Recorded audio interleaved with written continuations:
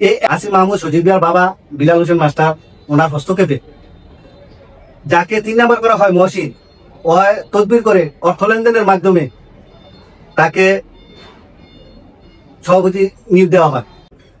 গত 17/12/2024 বাঁশখালী পিতাম্বর যুগলী উচ্চ বিদ্যালয়ের ম্যানেজিং কমিটি গঠন উপলক্ষে বাঁশখালী স্কুলের কর্তৃপক্ষ এলাকা গণ্যমান্য ব্যক্তিবর্গকে ডাকছেন। আমাদের বাঁশখালী পিতাম্বর যুগলী উচ্চ বিদ্যালয় 2টা ইউনিয়নের সমন্বয়ে একটা স্কুল, অতএব দুইটা ইউনিয়নের গণ্যমান্য ব্যক্তিবর্গ উপস্থিতিতে স্কুল কর্তৃপক্ষ এলাকার গণ্যমান্য ব্যক্তিবর্গ একটা কমিটি গঠন নিয়ে প্রস্তুতি নেয়। আমরা 5 জন ক্যান্ডিডেট ছিলাম ওখানে।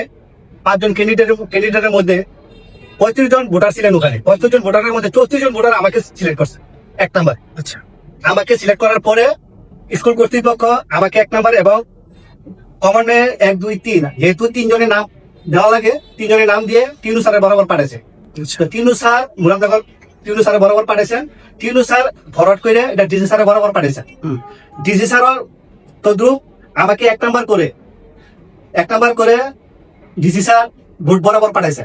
কিন্তু এখানে আইসা ভোট কর্তৃপক্ষ আমাকে মাইনাস করে 3 নাম্বারকে কিভাবে এখানে সভাপতি নিয়োগ দেয় এটা আমার জিজ্ঞাসা। আমি এলাকার গণ্যমান্য ব্যক্তিবর্গ এলাকার মানুষ এটা নিয়ে খুবই অসন্তুষ্ট। এই আসিফ মাহমুদ সজিবিয়ার বাবা বিলাল হোসেন মাস্টার ওনার হস্তক্ষেপে যাকে 3 নাম্বার করা হয় মহসিন, ও তদবির করে অর্থ লেনদেনের মাধ্যমে তাকে সভাপতি নিয়োগ দেওয়া হয়। বোর্ডে আসিফ মাহমুদ সজিবিয়ার বাবা বিলাল মাস্টার টাকার বিনিময়ে মহসিনকে 3 নাম্বার থেকে 1 নাম্বার কিভাবে সভাপতি করে এটা আমার প্রশাসনের কাছে আমার জিজ্ঞাসা।